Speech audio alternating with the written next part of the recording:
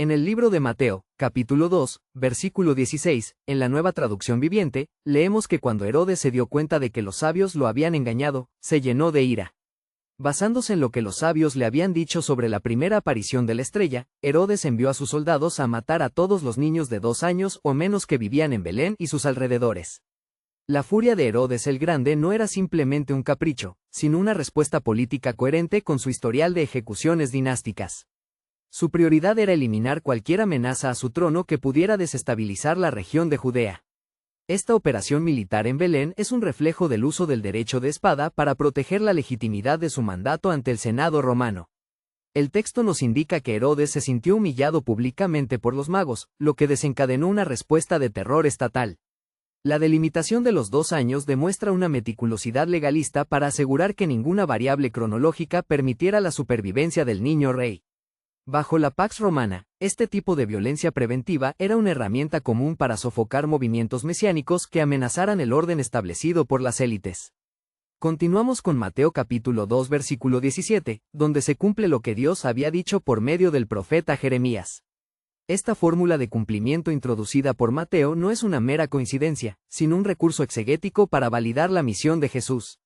Al citar a los profetas, el autor conecta la tragedia de Belén con la narrativa de la redención, otorgando un propósito teológico incluso al sufrimiento humano. Esta estructura literaria permite a la comunidad primitiva comprender que la persecución no era un signo de fracaso, sino una señal de la llegada del reino.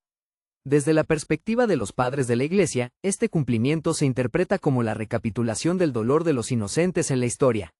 La exégesis de la Iglesia temprana no suaviza la violencia, sino que la integra como el choque inevitable entre la luz del Mesías y las tinieblas del poder terrenal. Avanzamos hacia Mateo capítulo 2 versículo 18, donde se dice, en Ramá se oyó una voz, llanto y gran lamento. Raquel llora por sus hijos y se niega a que la consuelen, porque están muertos. La geografía vincula la tumba de Raquel, situada en el camino entre Jerusalén y Belén, con el lamento de las madres judías ante la opresión externa. Raquel es presentada como la madre ancestral que llora por el exilio, simbolizando ahora el dolor de un pueblo bajo el yugo de un gobernante impío y tiránico. Esta referencia arqueológica y cultural valida la autenticidad del relato para la audiencia del siglo I, que conocía bien los monumentos y tradiciones de la región. El análisis del lamento refleja un trauma social profundo en una cultura donde la familia y la descendencia eran el centro de la identidad. Los padres de la Iglesia identifican a estos niños como protomártires, otorgando una dignidad eterna a aquellos que el mundo romano consideraba descartables. La negativa a ser consolada representa una resistencia espiritual contra la injusticia, marcando el inicio de un nuevo orden donde los últimos y más débiles son vistos por Dios. Al llegar a nuestras conclusiones, desde una perspectiva sociológica, el propósito de Mateo es fortalecer la identidad de una comunidad que sufría la expulsión de las sinagogas y la persecución romana. Al narrar la matanza de los inocentes, Mateo valida la experiencia de sufrimiento de sus lectores. Les comunica que el reino de Dios siempre ha enfrentado la oposición violenta del status quo, representado por Herodes.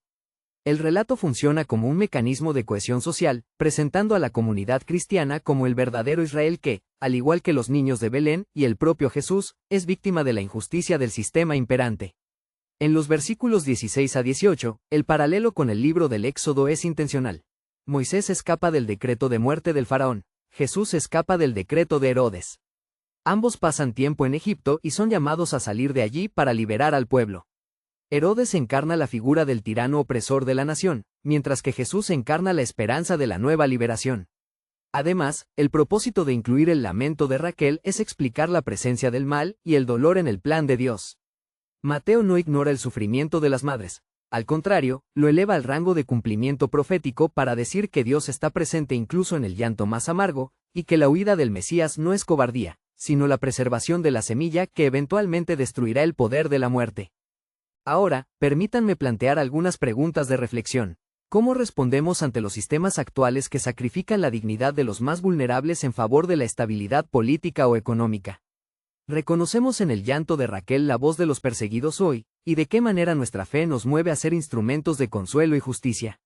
¿Estamos dispuestos a obedecer a Dios antes que a los hombres, incluso cuando esa obediencia nos coloca en una posición de riesgo frente al poder establecido? ¿De qué forma la victoria de Jesús sobre la muerte nos da una perspectiva diferente para procesar las tragedias colectivas que parecen no tener explicación? ¿Cómo transforma nuestra vida el entender que el Rey de Reyes no eligió la fuerza militar para reinar, sino la vulnerabilidad de un niño en un pesebre? Finalmente, recordemos que la luz del reino se sumerge en el dolor humano para demostrar que la violencia del tirano no puede anular la soberanía de una redención que ya está en marcha.